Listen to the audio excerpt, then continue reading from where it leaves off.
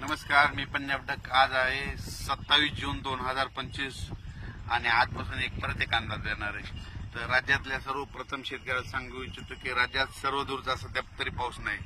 राज्यात विखुरलेल्या स्वरूपाचा पाऊस पडणार आहे म्हणून हा अंदाज लक्षात येतो. म्हणजे सर्वदूर सध्या पडणार नाही.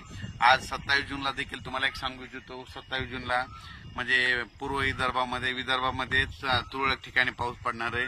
म्हणजे अमरावती जिल्हा, अकोला जिल्हा, बुलढाण्याच्या काही भागामध्ये, इकडे वाशिमकडे असा पाऊस पडणार म्हणून हे अंदाज लक्षात येतं. पण राज्यात मात्र सध्याचा आला तरी आता सर्वदूरचा पाऊस नाही म्हणून हे सगळ्यांनी लक्षात येतं. आणि राज्यात मग तुम्हाला एक सांगू इच्छितो, राज्यात परिस्थिती बघितली तर राज्यामध्ये मात्र विखुरलेल्या स्वरूपाचा पाऊस पडणार आहे. म्हणजे भाग बदलत पडणार आहे. आणि सध्यानं 28 आणि 27, 28, 29ला देखील एवढा काही पाऊस नसणार आहे म्हणून हा अंदाज लक्षात येतं.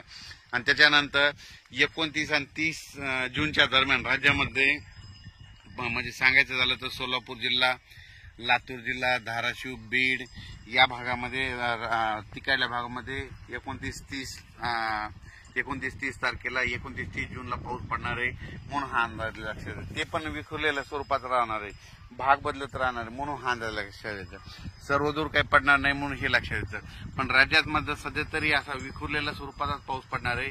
आणि ते कोकणपट्टीचा मात्र ते पाऊस म्हणजे ते कोकणपट्टीचा आणि तसाच इकडं नाशिकडला ते पाऊस तसं चालूच राहणार म्हणून हे लक्षात घ्यायचं.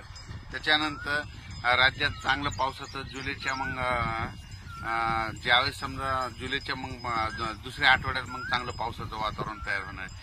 पण सध्या तरी म्हणजे एवढं पावसाचं वातावरण नाही, भाग बदलतच पडणार आहे, विखुरलेल्या स्वरूपाचा पाऊस पडणार आहे म्हणून हा अंदाज लक्षात येता. म्हणजे त्याच्यामध्ये काय होईल, ज्यांना पेरणी केलेल्याला जीवदान ठरणार आहे म्हणून हे लक्षात घ्यायचं.